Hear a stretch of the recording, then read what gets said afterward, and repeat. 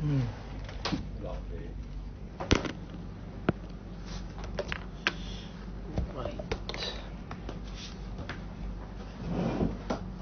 I think I ask you about one case. Me? Sure. The latest. No, but I don't presume it will. Yeah. The doctor is an OMG doctor. No anesthetic. Oh, anesthetic. Okay. Yeah. Such is life. Pancreas cancer. I can do less. Maybe I think we can Start something. Yeah, we can. Yeah, try to just find out. Yeah. It's a very casual kind of a conversation that just want to figure out what you feel about this current jobs and what is your future planning, etc. Sorry. You want? No, thank you. So I probably start with myself, my introduction. Surprisingly, I was also medical trained, Okay. but back in Shanghai for my first two. I think I practiced for 2 years in ICU, pediatrician, and I quit my job. I just hate my practice. Okay. I don't like it. The reason is I often bullied by the nurses. You know, Okay. I'm the person that I always think something can be done, you know, in a different way. But I think in a very traditional teaching hospital, all the nurses, especially the old nurses, will think, you know, in their dictionary, they all think this cannot be done like that. Okay. You know? So I struggle a lot. So I decided to change my career to go into business. Okay. So I did my MBA here, and then I was involved in consulting with Deloitte for a few years. So I enjoy those experiences, but I think I still have a heart, you know. And in the very beginning, I choose medicine is because I really want to help the patients. I still have the heart to help, but in a different capacity. So, and so this time, and I think last week we already had interviewed Dr. Peter On and Dr. Tay about our do a little bit of our succession planning in place. And I think this conversation we also want to hear from you, from your side. We have 3 topics. Go through the first topics. We will want to ask a few questions about where are you right now, and the second topic is really we're looking ahead is where you want to be in the future, in the potential future, and the last is really about your vision of this business, your vision of the future strategic development of this business. Yeah. So we start with the first question. Very simple. How do you feel? What is the level? For you, feel satisfied in the current job? 0 to 10. You can give me a number and probably explain a bit. Start first, Zero. So I excuse myself. Satisfaction of the current job. Okay, so this is a very broad question, and it's saved by the phone. Sorry, hello? Yeah. Yes.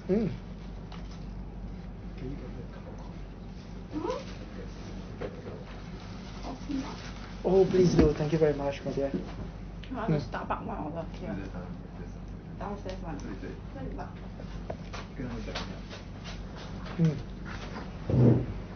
Okay. Can you all do me a favor? Can you all just have a word with Dr. Lee again and see whether he thinks that a speech therapist is necessary? Is that okay? Can Okay, but because it's been eating for a while already lah. Okay. Thank you. Bye bye. Okay, so because the question is a wide question when you talk about job satisfaction. So job satisfaction comes in various.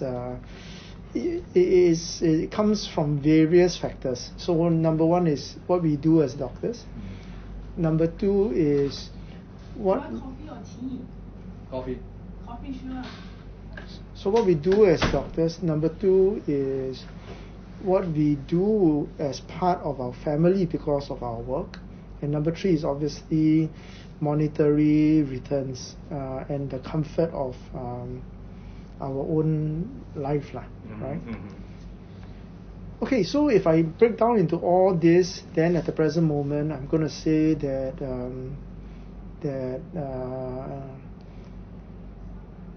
it's not easy to achieve work-life balance in our job. We are very much very patient-centric in our job. So as opposed to your experience in your early days in a hospital where you want to do more for your patients and you find that you're limited by either by red tape or by politics or whatever it is, we can do a lot more for our patients in our setting. But because of that, we are also very much at their beck and call. So 2 days ago, I'm back in the hospital at 11 o'clock, only after leaving at about 8 o'clock at night, trying to sort out a patient.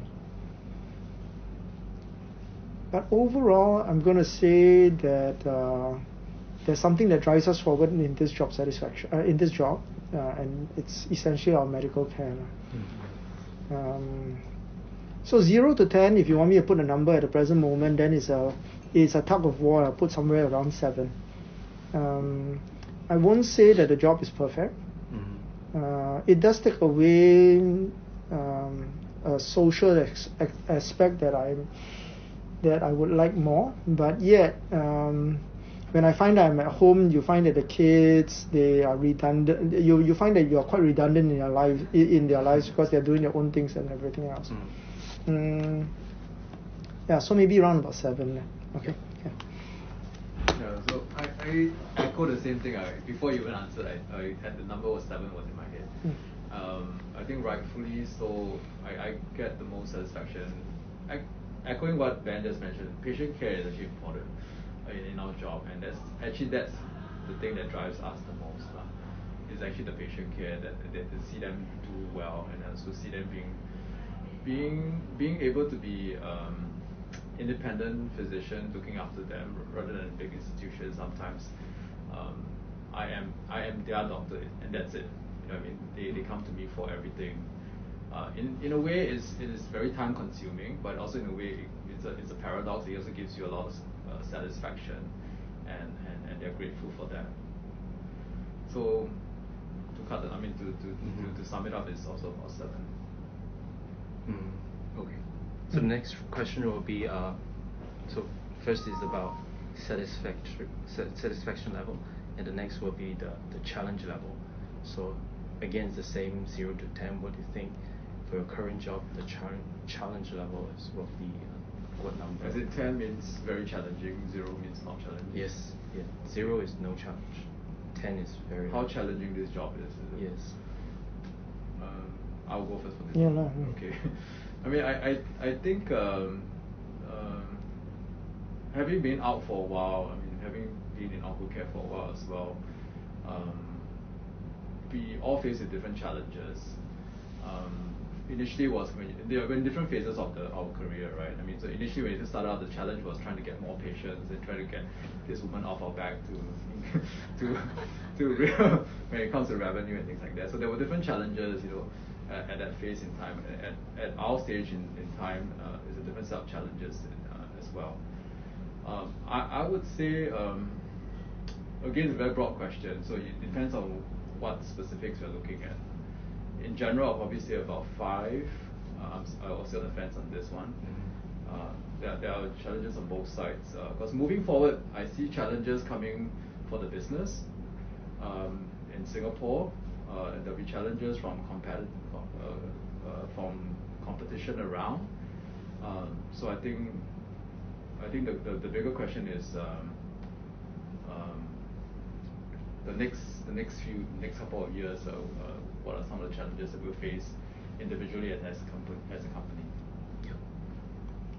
Do you feel more challenge in clinical practice or in kind of organization management or otherwise? Anything specific that you feel more challenged than other things?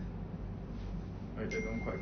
So probably I will a bit challenged in my clinical practice because I need to learn about new advanced Actually, the treatments. clinical practice is probably the least challenging Right. for me at least. I mean, I think we know as doctors for a long time now, we know how to get things done. We know how to get read up on the newer technologies. I mean, we can get ahead of it. I mean, we can keep ourselves abreast of the literature.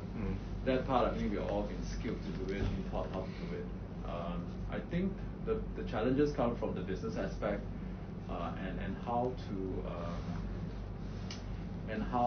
bring it to the next level, I guess, would be the challenge, or even maintaining that lead in a sense.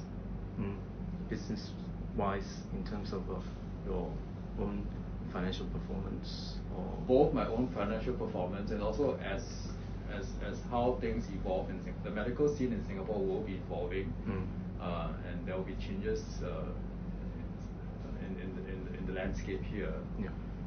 With more doctors coming into the picture, with policies change. I mean, I think with insurance changing, there will be some challenges ahead of us in the years to come. Yeah, so same thing. The second speaker will often echo the first because I think we both are in the same working environment. Clinical work is likely to be less challenging than the non-clinical work. So the clinical work that we do, in fact, is easier for us to do it here than compared to when I am in a restructured hospital, in a government hospital, purely because the things I want often gets done. So I'm not so stressed over my clinical work per se. If I need a bed, I get a bed. If I want a scan done today, I get a scan done today. The challenge is to wrap your head around the fact that you are not just a doctor when you're in private practice. Is trying to understand that you are working hard for the patient, but at the same time trying to obviously have some financial advantage so that you can keep the practice going, so that you can continue to employ new staff and doctors and nurses. And I think maybe in the early part of the years when I first joined the practice, I felt this more than now, purely because at the time you feel that you weren't seeing enough patients. But right now, when we are seeing enough of patients, then we don't really want to drop that number because it almost looks like you. So what I'm trying to say is that the moment you add another layer, you can't peel off that layer. So you find that the moment you reach this level, you find that the moment you drop off from that level, either eyebrows will be raised or you feel the pressure on you feel pressure on yourself. Yeah. So you feel pressure on that own. So it is really the business that is challenging, right? Then the whole idea is about Then the whole idea is that you are in a business too. When it's different when you're in a business, when you are in a clinical setting with your colleagues. Because in a clinical setting, some of our colleagues here could have been our juniors, some of them could have been our seniors, but all of us are colleagues together, and you just need to be collegial about it. But in a business, there's also about equity, financial equity. And you want to make sure that you work hard enough, but you also want to make sure that your colleagues are also working hard enough, so that at the end of the day, you say, okay, we all earn maybe with this confidence interval, but you also don't want your colleagues not to be working hard enough for them to earn what they are supposed to get. So these are all different challenges that we face. The good thing though is that medicine makes it easier. When the patient walks through the door, the patient is your patient. Regardless whether the patient can pay, cannot pay, that one is her problem. We will treat our patients, right? We don't really think about how much we're going to be earning from the patient, etc., and everything else. But yet, at the end of the day, by the time you see your 20th patient in 2 days, versus someone who have seen 3 patients in 2 days, then you ask yourself, my God, I'm dying, right? So then the business equity starts stepping in. So the only reason why this model works is because Mia Hyang is really way ahead in terms of numbers. And if he's working that hard, we all will continue to work that hard, right? But if it was lopsided, Kev and I are the ones seeing the most patients, and Mia Hyang is seeing 2 patients a week, Peter is seeing 1 patient a week, then this system will break, right? So it does require the more senior people to continue to lead by example. So the challenges ahead for me always is again balance with how much work-life balance it soaks up. There's no such thing as work-life balance. Okay, so forget about what I'm just trying to say that you must be able to age gracefully and in your mind feel that you're comfortable. If every day we are on the edge with our phone ringing and we have to head back to the hospital, at some point you are just going to be exhausted. And at that point when you are exhausted and it affects your patient care, that's the time when you say, okay, enough, I have to stop working, right? So that's my challenge. Yeah. So but so it's not the clinical part. It really is not the clinical part. It's really just the model part. I can look after patients for the rest of my life, but yet because of the business, when you find that at the end when when every bit of energy you have is just sucked out, and even after that you have to rouse yourself up at 2 o'clock in the morning to come and see a patient again, and it's an absolutely exhaustive day. That one's tough, right? To be fair, it's gotten better, thank God for COVID. Yeah, okay. But, to be fair, it's better. So challenges, I'm going to say at the present moment, I'm going to stick again to 7 purely because that balance that we so want to stick that we so want to find is not easy to find. So 7 is very challenging. Yes, challenge remains challenging. Yeah, because the challenge is about balance. It's not about the work itself. It's not about medicine. The challenge is trying to balance the medicine that we are very familiar with, that has absolutely minimal challenge, but integrating that into now what is clearly business. Yeah, what is clearly business, right? So that is the challenge, right? And it will always remain challenging. When a patient comes in and tell me, hey, I've got no insurance, but I don't want to go to a government hospital, it is an absolute challenge, because you say, look, it's not that I don't want to treat you, but if I treat you and financially you go under, it's not fair for you, and actually it's not fair for me, right? And I try not to put myself in that situation. So these are the challenges. It's the business that makes medicine challenging, and it remains challenging for me even up to this day. Yeah. So 7 again 7. I want to put a 9, but it's not true. Oh, interesting. So do you sometimes feel there's some peer pressure? Is that just you mentioned, you compare a bit of your patient numbers, revenue between doctors? Oh no, I never had that. Yeah, sorry. Don't have. Okay, so I work my hardest. I just work my best. If I have less patients to see, I have less patients to see. Maybe in the past, when like Kev was saying, when we first started out, and we want to try and make sure that we earn our keeps. I think that's the word for it, because every month you're drawing a salary. You don't want to be seeing 1 patient a month, right? Maybe in the initial part, but I don't think the 2 of us were absolutely idling even for our first 2, 3 years. But at this point, I don't. If someone is seeing more patients than me, I am absolutely delighted for that somebody. But I don't wake up the next day invigorated saying I'm going to beat the next person, because at the end of the day, that's the reason why we have expanded the numbers of doctors in our group. The rationale should be, as long as we have more doctors in our group, there are 2 things that will happen. Number 1 is you will parasitize amongst the pie. The pie is only so big. More doctors means that pie, because it's a local pie, you will have to overlap. But number 2 is you must live with the belief that it is better that a doctor in your group is seeing the patient rather than another doctor in another group. So with that, I'm going to tell you absolutely no pressure. I don't know what that. Yeah, no, I think amongst doctors, I don't feel that pressure. I think the pressure, actually a lot of it comes from oneself to try to maintain maintain Numbers. I've gone past that last year. As in trying to maintain 我看透了。 yeah. I guess the pressure comes more from self rather than things. It's just innate, I think. It's just, I mean, you know what I'm saying? No, I'm very zen nowadays. Okay, whatever. Yeah. So okay, so if you got an option to make a change, so for you know, for the status quo, you know, what that would be if you want to make a change. Actually, I have a question. I mean, before we talk about status quo, I mean, the question I think some of us may be asking is, you know, what we actually don't. I mean, actually, I don't have a clear plan of where Liyue might be wanting to bring us forward to.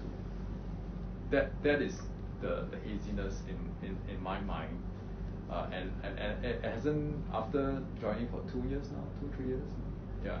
So that blueprint isn't made clear yet in my mind, yeah. Mm-hmm. So that's my question, and I mean, I know you're asking us for our opinions, but yeah, I mean, sure. I mean, I think it's a two-way. Sure.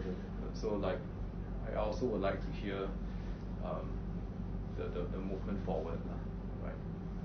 Yeah. That definitely. I think strategically, I think you will see the movement from Liyue by the early years acquisitions from Australia, Singapore, and China currently building this kind of healthcare group, hospital groups. So we really want to bring up the synergy together, and we're looking at the specific specialty mix, which is the oncology, the cardiovascular side, and also the mental health. I'm not sure if Dr. Tay shared during the meeting will share a bit about the overall the Liyue medical strategies. So I think now there's number of collaboration between Singapore side with Australia in terms of patient outcomes, and I think also the mental health in Australia considered as the best practice. They are using the certain the group program model into China business. So we are in the phase of building synergies and looking at different markets and the different needs. I think for onco care, and for now, I think Joel also mentioned a lot. We need to have our own growth strategy in local patients, especially after the COVID. And we find that probably 20% of our overseas patients are dropping, and we are looking at the insurance side and how to develop. But of course, I think the two founders have got their visions for onco care in the regional expansion and etc. Definitely, I think China now is building. I think it's building now. Consider building a chemotherapy daycare center in Guangzhou, which is the big area. Big. Consider Hong Kong, Shenzhen, and Guangzhou, and probably future in Hainan. Hainan would be the free zone. You probably heard the news that in that free zone, actually a lot of oncology drugs, chemotherapy drugs, well, not licensed in mainland China, but they actually can prescribe there. So, but there's quite a bit of movement. Okay. Yeah, it'll be good. I mean, I think not very fair for him to answer this question. Maybe ask Charles. Yeah, will Charles. answer better. Yeah, for him, maybe not this question. Okay. Okay, come back to the question again. So what anything, one thing to change, what will be anything you want to change in your current job? There's nothing can be changed.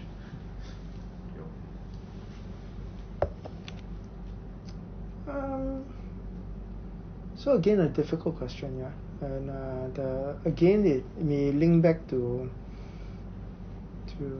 the first question or even the second question. I'm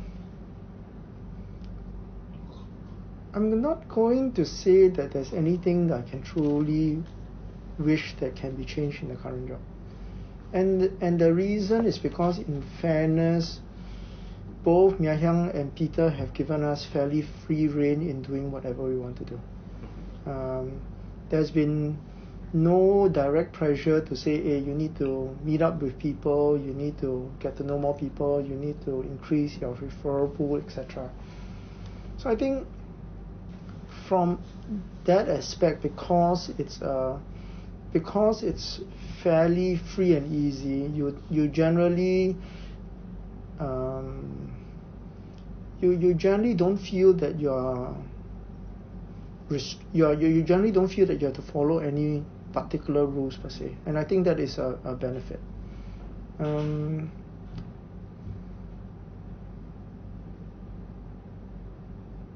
Some things just cannot be changed, right? I think the whole vision of being able to have more protected time, etc. That one is to a certain extent self-induced. If it just doesn't happen purely because of the circumstances that we're in. So, for example, most of our patients will have our numbers. The moment they're not well, they will call us, and we have hundreds of them. If one day 100 of them decide to be the perfect storm and call you, that day will be an absolute disaster, right? You want to change that by making it more like an institution where they have to call the operator and then go through the junior doctor before it goes through you. Then it's not fair for the patient. So yeah, I'm not going to say at this present moment there's anything I would particularly like to change. No, I have nothing. I was thinking through what's the change in this. Nothing that comes outside. Okay, sorry, but there is. I suppose there is. Okay, so I give an example for whenever we have the doctors meeting and Sunny puts up her horrible graphs and everything else. The way is to change Sunny. No, dear. Listen. Yeah. I suppose that if supposing you're in a group practice and everybody's a private doctor and you're all in it together, I think some numbers can be a bit more transparent. It gives you ideas about whether, so for the doctors who are really up for the fight, Kev for example, it's like, oh now Tan Chi Sing is making more than me. Boom. The next day he's going to set up a small booth in the lounge and say, doctor is in, see me first, right? And those numbers makes no sense to us, right? And in my mind, it's almost a waste of time bringing it up. Yeah.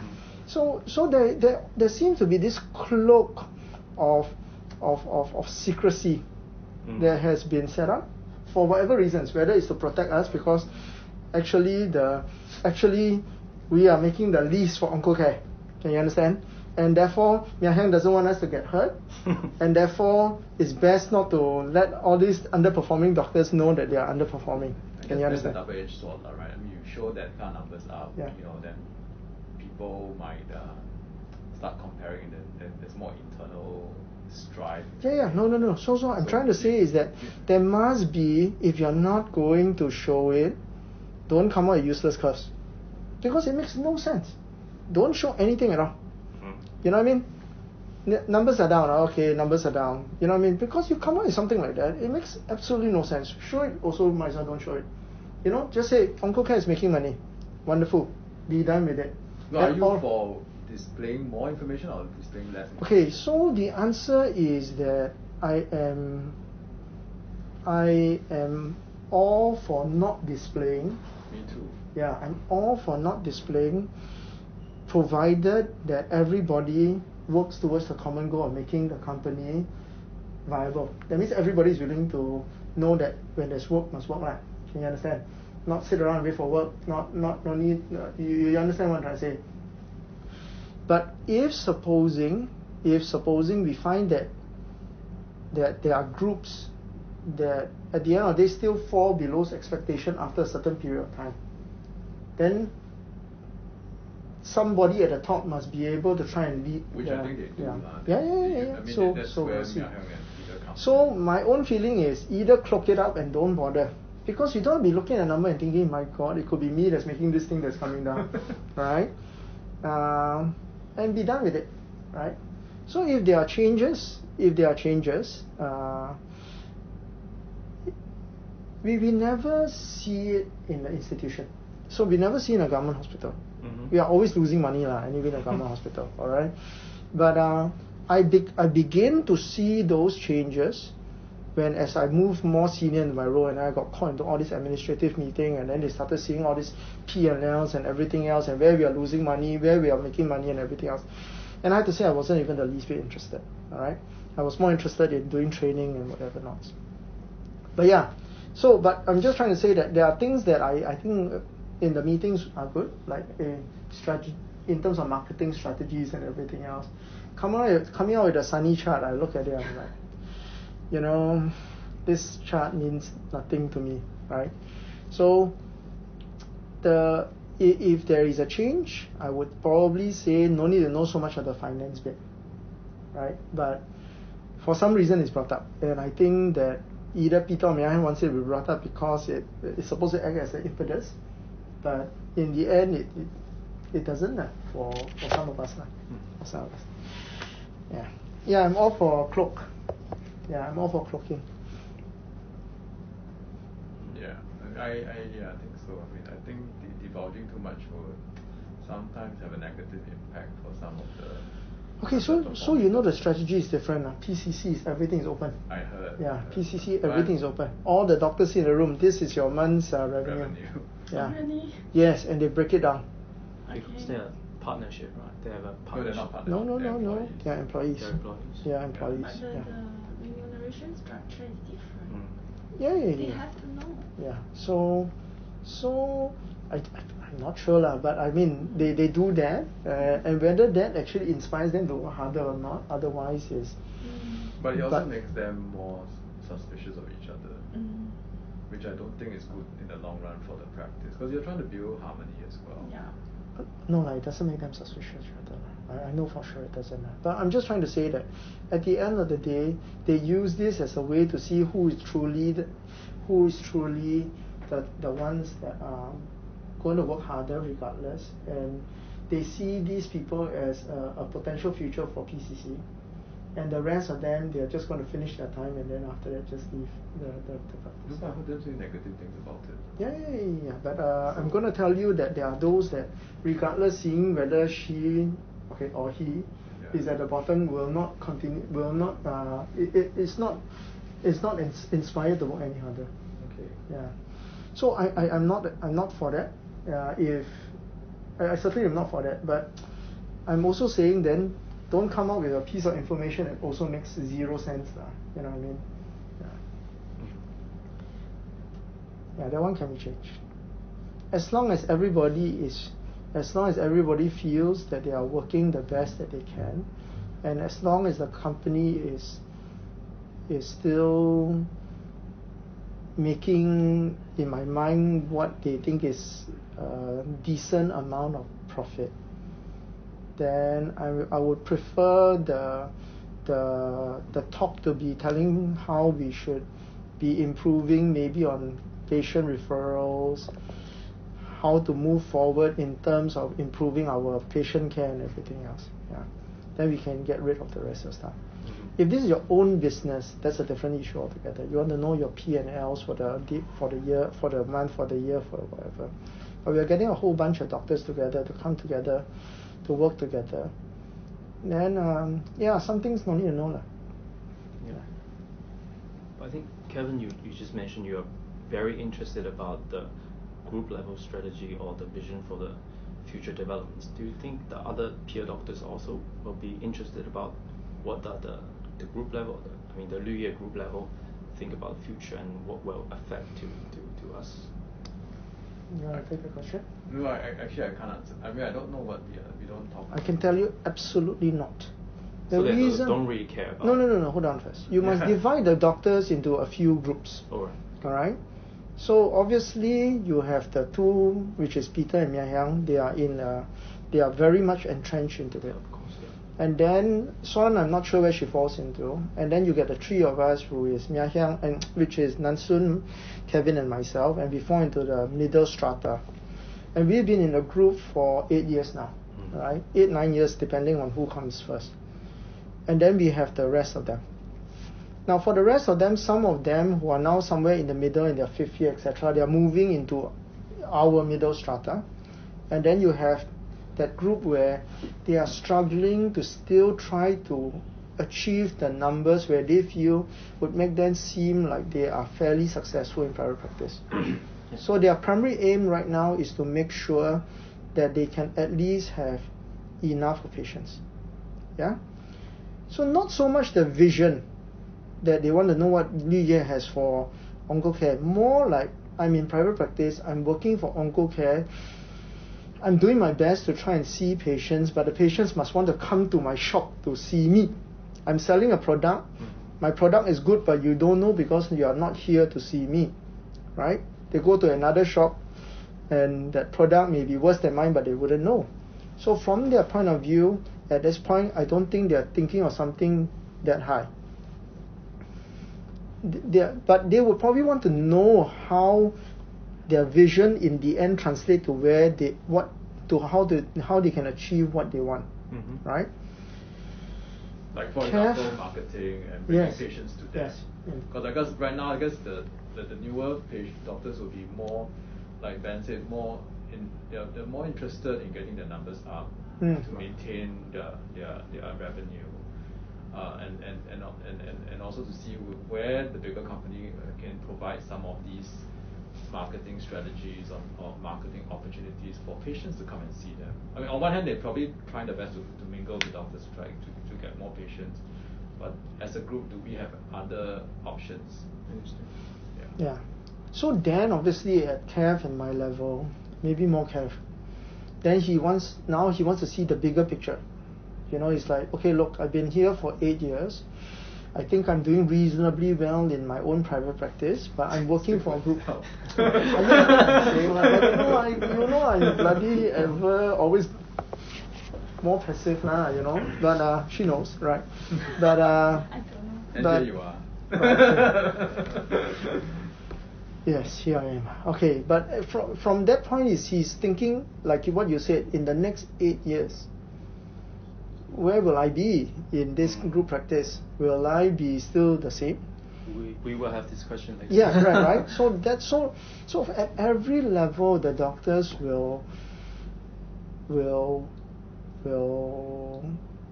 be asking different questions. Yeah, exactly. And also we're entering a different phase of our age. Yes. We're entering the 5th decade, the two of us. No, then the next 10, we have another 10. We're entering our 5th decade. Oh God, yeah. I was thinking, what are you talking about? No, but it's a different phase, right? Because we're another good 10 There's years. another year and a half before I turn 50. Oh, come on. I mean, you're going to be there soon. Yeah. No, but it's a different phase, right? I mean, people in their 40s and the 50s face different things, right? Yeah. And as you hit closer and closer to retirement, there's a different phase that you look at as well. Yeah, for sure. So yeah, I'm going to say that the rest of the doctors, depending on where you think they are, in which phase of their career, they'll be asking a different question, but they won't be looking at the practice the way maybe Kev or myself are looking at the practice. Yeah. All right. So we talk about your current job, and then I think one last question for the first section is, what is probably the top 3 core value you have? I mean, individually speaking. Core value for myself. Yes. As a person. As a person. So we interview Dr. Tay. Right. Hardworking is one of my value. I value very much hardworking. I think humble is very important. Something like that. So what is yours? Okay, so I think for me, for myself, I've always, I think, being honest and integrity is probably something that I hold dearly. Being sincere and to how I approach people or even approach a person. I think sincerity is something that I virtue that I place high importance. And probably the last thing, loyalty. Yeah, I think those are good values. Yeah. I'm going to say at this point, after 8 years, the thing that has taken me through so far, the first virtue has to be patience. Not patience, Yeah, but patience. yeah. Number 2 is endurance, because we do need stamina for this job. And number 3 would be honesty, although our job cannot be absolutely deadpan honest, purely because you're dealing with a disease that I can sleep with myself, having yeah. I can sleep with it, I think. You know what I mean? I'm gonna say that I'm gonna say that I want to be as honest as I can, but sometimes you have to skirt around the honesty yes. In the end, you feel that it is best for the patient not to know as much as you know yourself. Yeah. But yeah, I'm gonna say at the present moment is patience. Patience, endurance, honesty. Yeah, I think these 3 virtues. And ask me this question again in 10 years, and the 3 of them will have changed. Yes. Yeah. Definitely. No, for sure. Yeah. I think that we all recognize that all this will change. Maybe for Mian it's going to be hardworking all the way. I'm delighted for him, but I'm not going to say that when he's finally 60 years old, hardworking will still be the number 1 virtue that he says that he has. All right. Let's move to the next section. It's about where you want to be. So I think from the last interview, I think Dr. Tay has talked a lot about your strengths. I think they saw your strengths in non-clinical work, in a lot of non-clinical work. So and then I think you're already aware that they have think that you can be brought into a more leadership positions. Right? So what do you think? What are the ways or the best you can think of to prepare you for the next step, for a more leadership position? Like what would be you want more exposure to a certain project, you want more experience or you even want an MBA degree. I just saying, for example.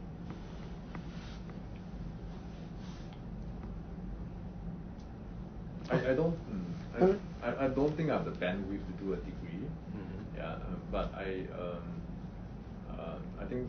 think short courses, for me at least, I think for short courses on certain subject matters on the business front may be something useful, because we obviously are not business people.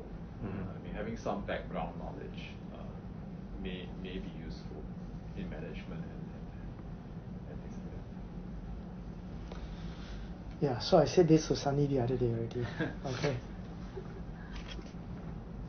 You can only know whether you can do well in the job when you know what you're supposed to do in the job. So this interview is very different. Yeah, it's not I'm coming to apply for a job. No. Yeah, right. Yeah. I've been told that we want to have some succession plans, and for some reason, Kevin and myself have been picked as part of this succession plan. And I'm saying, okay, so what are we supposed to do? There's this blank, right? Oh yeah, some operation things, right? Or whatever it is, right? I'm going to say that the only way we can equip ourselves to do this job is, first of all, to know what is the premise of the job. What are the things that we are supposed? So we are both doctors, yeah. We are 3 doctors, right? When you look after a patient, you must first ask yourself, what is the problem? Then you can solve the problem. So what is the scope of the job? What is expected from us? And when you know what you want from the job, then you ask yourself, what am I equipped to be able to do this job? And what do I need help in? Right? So when you don't know the scope of the job, don't know how to answer a question like that,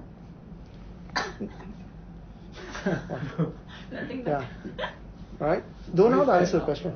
Fair enough. I mean, that's a fair point. Yeah. I mean, if you ask me to do a job that Sunny is doing, I tell you, that's it. I'm quitting immediately. You know, right? Because I have no job skill that can possibly do the job that she's doing. Yeah. Okay. So now, the question right now is, what job, number one, are we being asked to do as part of this succession plan? And in there, then we have to ask ourselves, okay, this one I can do. In fact, I can do more, right? Oh, this one very bad. This is going to require me to take time away from my patients, which I will be bloody unwilling to, right?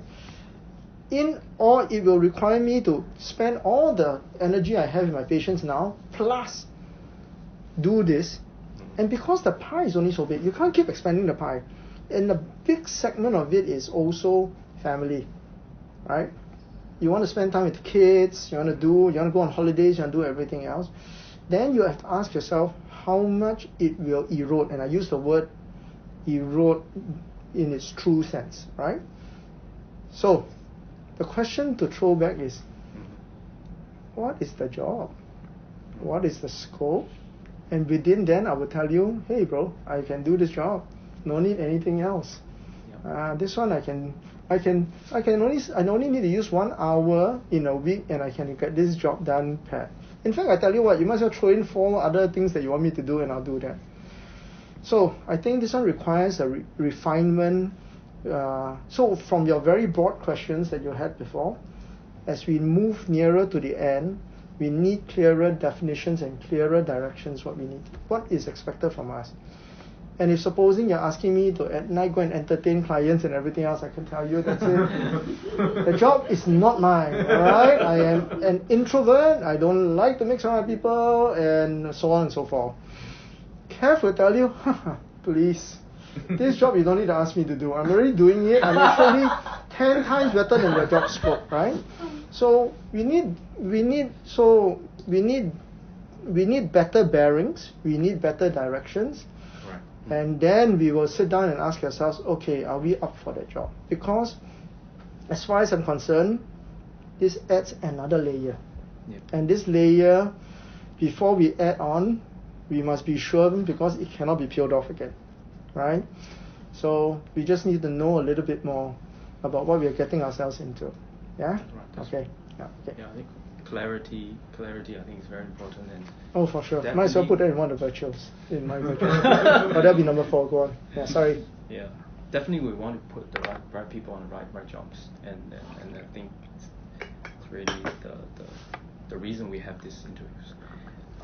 The next question is. More questions? Now I use my last bit. What have I done?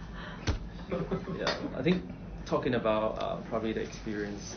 Do you think the COVID task force or any other probably Dr. Tay bring you onto probably a meeting with the insurance? Those experiences will help you to equip, just per se learning by doing the certain thing. Probably you don't know really what you're going to, but we know your directions. Will that be helpful? Or I mean, this is just exposure in Singapore, and future probably is exposure in Australia and China. Do you think that these kind of experience will be helpful? I mean, obviously in general terms, exposure is always important, right? I mean, having seen it, done it once, is always useful in terms of building up your repertoire. So I would say, in broad strokes, yes, it would be useful to always attend something. If I'm intended for this job scope, then always having that experience would improve my repertoire. Then sure, it'd be something useful in broad strokes. Yeah. I don't know whether you're aware, Kev is actually doing the children cancer. No. Oh, yeah, I'm in the CCF board. So he's actually on the board for the Children Cancer Foundation. And I'm actually the vice chairman for the medical advisory board of Novena. Mm-hmm. We are actually doing other stuff, and all these adds to some experience for us to do the more administrative bit of our medical work. We wouldn't be involved in it if we are not first medical doctors. But it is because of medicine that we have to end up doing this part of the administrative job. So all the examples that you brought up are the administrative bit of medicine. And yes, while it would be beneficial to be involved in these meetings, the problem with a lot of these meetings is it's a sparring session. It is a sparring session because the insurance wants to see what they can get out of it. And for us, we want to see how much we can get out of it to protect our patients, right? So the sparring can lead to experience, but it may lead to no other outcomes. They are doing a fishing exercise and we are doing a protection exercise. I don't know whether if you understand what I'm trying to say. So quite recently, NTUC insurance met up with us. I wasn't involved in the meeting, but one of their agenda was they wanted to impose a rule that before we start chemotherapy for our patients, we must get an LOG from them. All right? And we shot that straight down. And you can see that at the end of the day, these are all they're trying to fish to see what the response would be like and how they would be able to stand if supposing they brought this out, and if supposing we didn't fight back or we didn't give good reasons for them, then they would roll this out and get very little resistance. So yes, so an experience, but in the end leads to nothing. Yeah. So the answer to your question is the same as what Kev has said. In broad stroke, the answer is yes. But truly, whether all that leads to anything really, except that you from level 1 become a level 2 fighter, and whether that in the end leads to anything else remains to be seen. But every little bit does help to a certain extent. The only question again is we just need to balance with our own clinical work. Yes. Right. Our main primary purpose while we're out here remains medical doctors, right? So how you will see yourself in the next 3 to 5 years? 5th decade, brother, since you brought it up. How do I see myself in 3 to 5 years? I think I think I see myself still in onco care, first of all. Well, I see myself. No, I think I mean obviously I see myself taking a bigger role in onco care, and as I get more senior.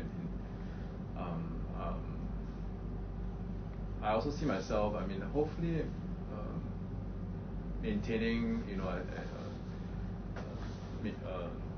trying to build the business, not just for myself, I think for the rest of the doctors as well, and see what role I can do to sort of bridge that for the younger doctors. I mean, for some of the more junior doctors who just joined. I mean, it's not easy coming in now because the landscape has changed 8 years ago and now.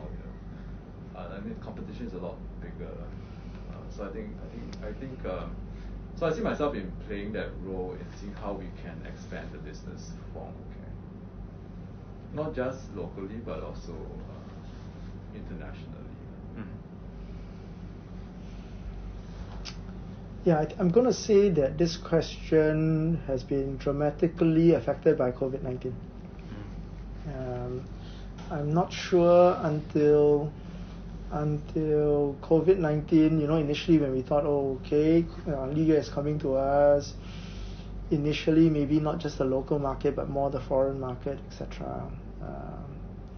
But I think that with what's happened globally, we need to continue to make sure that we don't lose the slice of the local pie that we have. Yeah. So that one is important because we need to keep consolidating it. We are going through a unique phase where 60 to 70% of our population are medically insured by private insurance. But we are only seeing no more than 10% of them. The rest of them are actually in the restructured hospital because they belong to the generation where money just cannot be wasted, and they may have insurance up to the hilt, but they are still a B2 patient, and we will not be able to change this group. But the remaining group, and they are now in their early 40s to their 60s, are now realizing that they will first, as naturally as possible, still go into restructured care and see whether they can get the care that they deserve. But once they hit any bottleneck, most people will think about private practice. This window will end in 20 years' time because the government has stepped in to make sure that now it's all no longer 100%. There's co-payment, and with the co-payment to a lot of people, so there's no such thing as riders anymore. So that not only is there co-payment, a lot of that also in the past where people were using their money to pay for the rider, MediShield Life now they have to pay a part of it, and a lot of people can be insurance rich but cash poor. So we have this unique window of maybe about 20 years, and then suddenly this cycle will break. So we need to make sure we continue to consolidate our local the proportion that we have, because this is where we have done better than a lot of the other groups.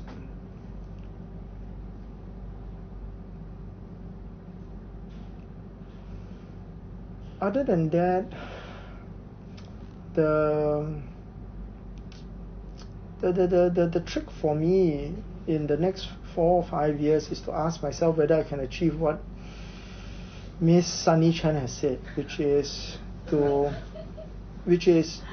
the effort that you put in to see your patients.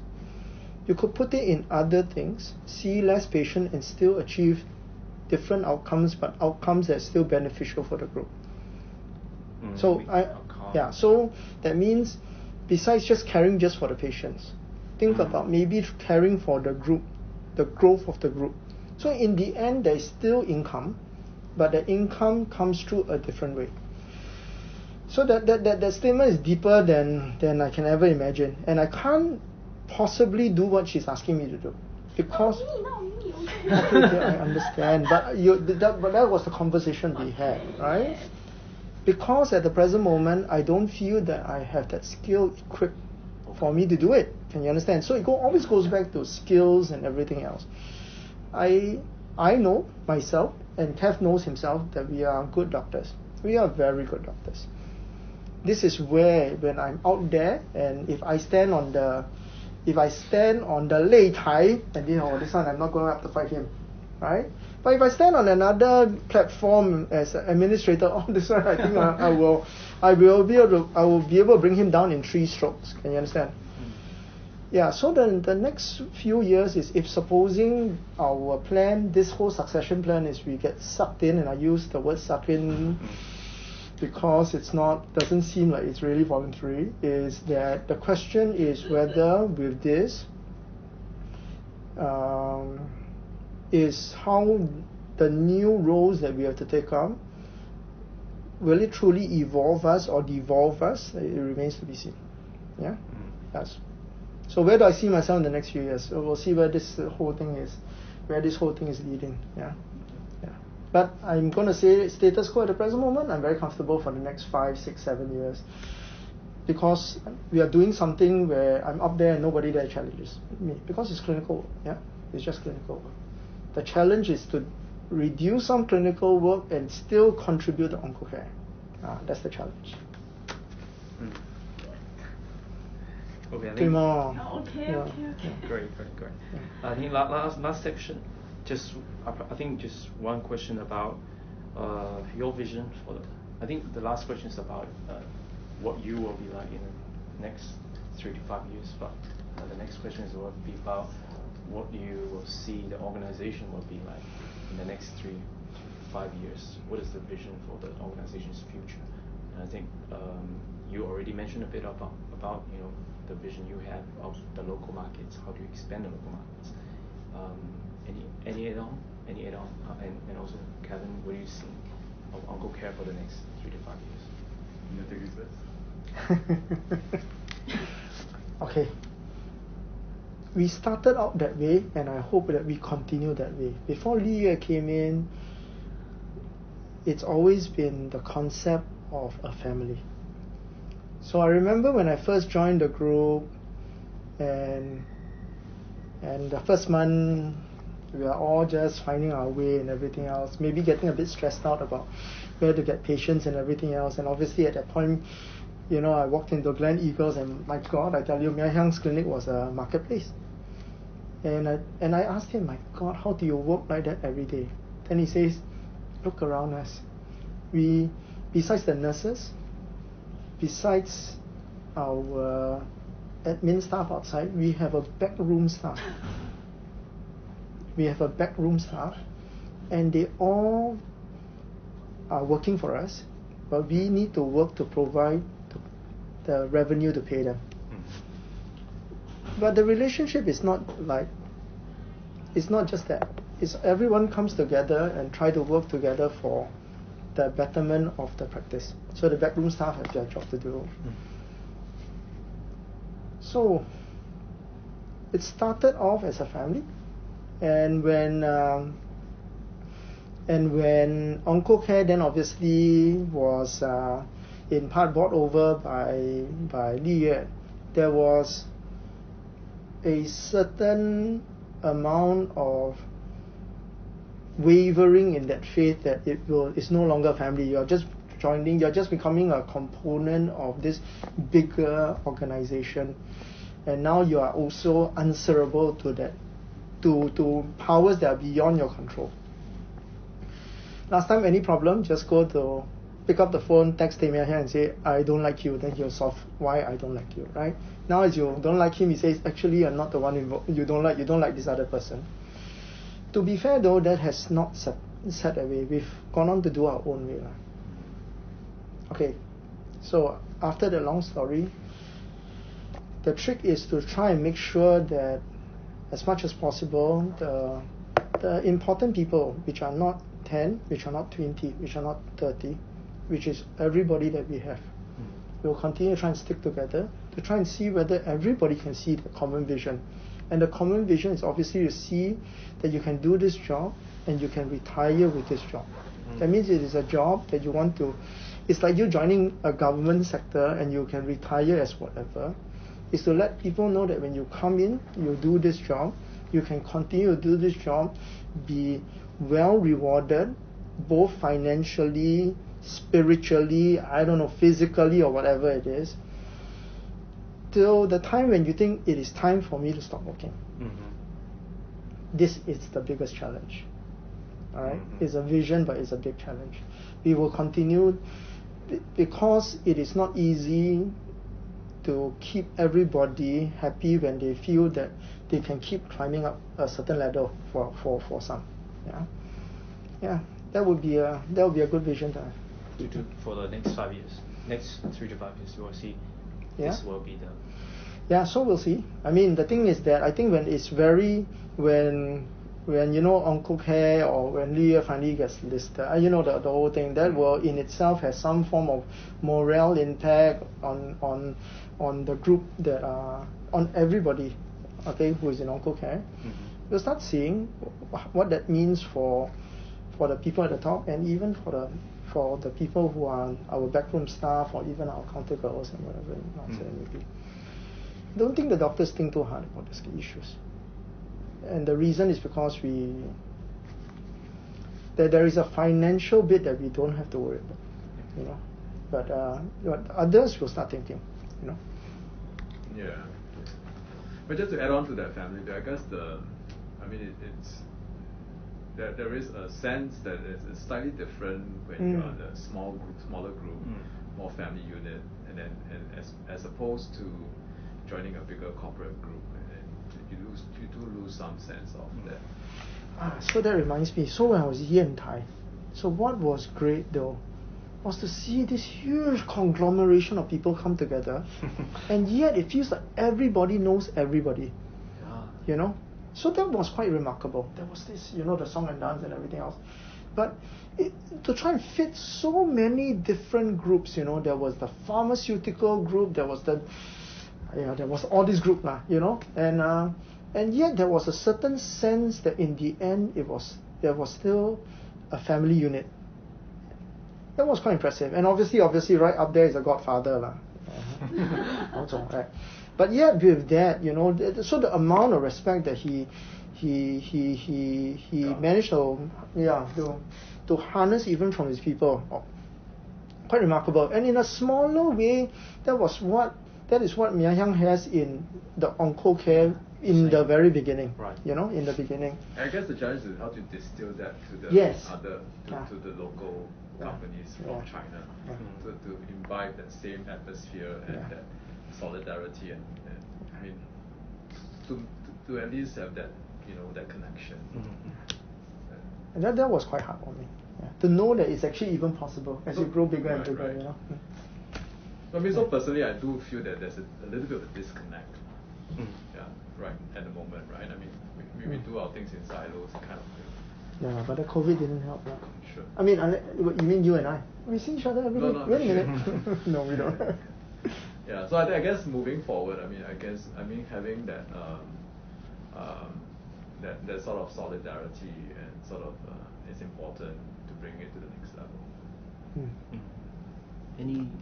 Any thinking of the business size, or the achievement of we want to build for example, MD Anderson of Asia, this kind of vision. We are talking about culture and organizations, and the size of the business as well. Okay, so I'm going to take that. Yeah, I'm going to take that first step. If you are thinking about it in Singapore, then I'm going to say that it is not going to happen. No. The issue with this is that we don't have sufficient trained manpower, and we won't have enough of space. So your MD Anderson is one huge institution, private, where it's obviously the States and everything else. But here right now it's only conceivable to do something like that if you are in the government sector, and obviously there are already 2 cancer institutions here. I'm going to say that, and that is actually not where we are hoping to position ourselves. You don't want to be competing against the restructured hospitals in what they do. So what do? They provide care for a large population, but they need to make sure that they are at cutting edge doing clinical research and everything else. And MD Anderson to a certain extent can do that purely because you are talking about a huge country, gazillion of people. Wherever you are, there's gazillion of people. We are only this big already. So just like there won't be 3 MD Anderson in Texas. There won't be 3 MD Anderson in Texas. So it's already remarkable that there's an NCC and a NUHS competing against each other in a small country like Singapore. Right? Your vision of an MD Anderson in Singapore, unless you're talking about a private practice type MD Anderson, don't want to go into clinical trials, whatever it is, I'm going to say that shouldn't be our vision, because it will not happen in Singapore. I think the model that maybe closer to us would be the US Oncology Group, where they have all private centers in different states. So they have like 200 over centers across US, and they are small US oncology group, and they still band together to run clinical trials because they have the data pool. So you can see them publish retrospective analysis, and they also run prospective clinical trials because they're big enough that the pharmaceutical companies want to go to them. So I guess we could see OncoCare in Vietnam, we could see OncoCare in Shanghai, we could see. So I think the vision more, the vision I see for OncoCare is more the branding overseas, using the OncoCare name and spreading its wings across Asia. That is, I think that would be more suitable than having one big conglomerate center in Singapore to try to, like an MDS. I think the US Oncology Group practice would be something more achievable. Having the same culture, having the same work processes, and to then share it to the different parts of the region. Yeah. Right. I agree.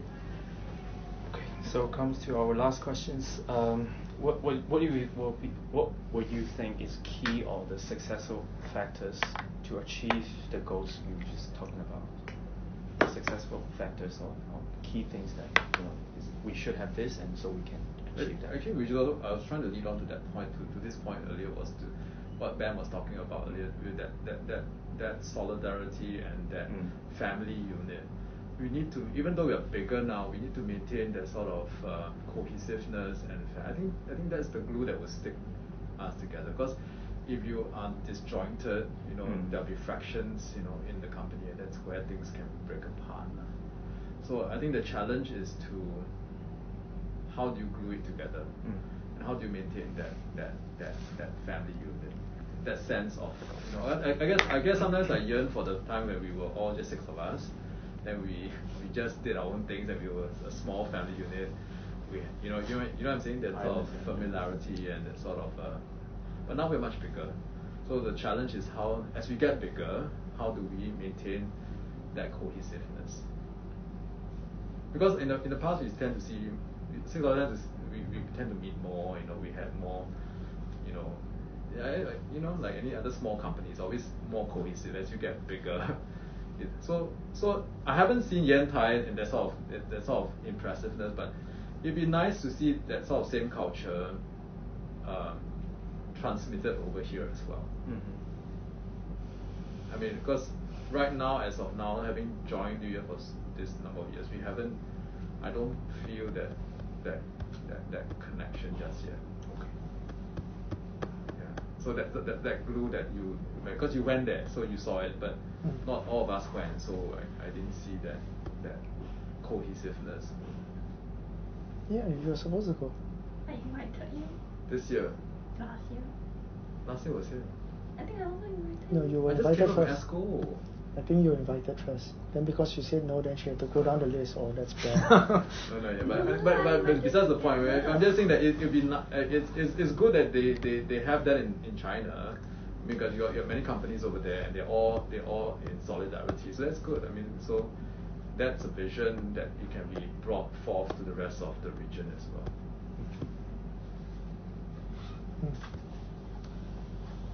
Sorry, I lost track of the question. What was the? What is the? Can I also key? ask? How do you think the Chinese company maintain that glue? I don't think it was every China company. It was quite unique what I saw there. It wasn't just China company. No. I'm just trying. I don't think it applies to every Chinese company. No. I'm talking about What do you think was the ingredient there that kept? I think it's because the 3 of them is really starting from the bottom, dig all the way up. Who's the 3 of them? The 3 founders. 3 founders. Yeah. So because when they started from humble beginnings, and then as they grew, and then what happened was that he went back to his hometown. He was from Yantai himself. Right, I know. And then with that, being able to transform a place that looks like a kampong before to now, to where it is, and providing jobs for. So these are the companies only in Yantai? No, I'm saying that, but if you go to Yantai, it almost feels like everything is Liyue. Is it? Yeah, you almost feel like everything is Liyue. Part of the hospital is Liyue. Yeah. That's correct. Yeah. I mean, I'm from Shanghai, right? Yeah. So Shanghai, being a very commercial like Singapore, you wouldn't see company has a culture like that. Yeah. You know, Right. it's really that from Ian type, very small town, that grow up and then have a listed company in Hong Kong. But that's my question. Well, how did he maintain when the company grew and so big? How did he maintain that cohesiveness? So this one that's is, the question. Yeah. I So mean, this one requires you to sit down and have tea with him. The person that is on the top really makes marks for that. Like Alibaba got Jack Ma, and everybody or each some of the organization they got someone that can lead. But there must be some policy in effect that does that. Because I mean, definitely there must be something more. I mean, I know that one person is important, but what is that ingredient? What else is there? I think it's also. I'm just questioning. Yeah. It's definitely the different phase. In the early phase, startup phase, I think it's the founder. This is from my understanding. The founder's philosophy is something similar to Dr. Tay. I want to care for my staff. I want to provide for my staff, and I want to build up this business. And from time to time, every time the vision he got, and end up success. Okay, and then build up the trust within the organization, and the people will trust this person's chairman, and will follow him. And also, when a company got very very huge, right, that of course him alone cannot really bring the cohesiveness. And I think there's a lot of things like every year there's a 618 anniversary. There's a lot of awards, and they have this kind of awards for employees. Stay with them for 20 years, 15 years, 10 years. They have this award. So later on, when the company is big enough, be a more corporatized way, in a huge corporatized. So we'll have a lot of methodology you can use to engage your staff. So of course the early stage and the late stage will be different. But again, the vision he has always proved that he can lead this company and can provide for the staff. So I think that the essential philosophy is same to with Dr. Tay's. Okay. Yeah. Okay. Yeah. Did we answer your question? Sorry, the last question. The last question is what are the. So we're talking about your vision for the company and the goal of the company. Yeah, I think I answered that in the previous one. Right. It's really about cohesiveness. And then we all agree that it's about collegiality, cohesiveness. Okay. And obviously, because without that, you just fragment. I mean, without that, absolutely. the whole thing just fragment out, right? I mean, Yeah. obviously the next few years is the challenge for the business growth. I mean, where do you see? Like I mentioned, locally and internationally, I see different little Uncle Cats forming, if possible, right? Those are things that you could franchise or whatever you call it overseas. But those are more, just a business things. But the core really is about the culture of the company, and the people can stay together and then achieve the goals. Okay. Yeah. All the information I need. thank you very much for your time. Thank you for your time. Okay. Go. We're Going done. down. Okay. 5 o'clock.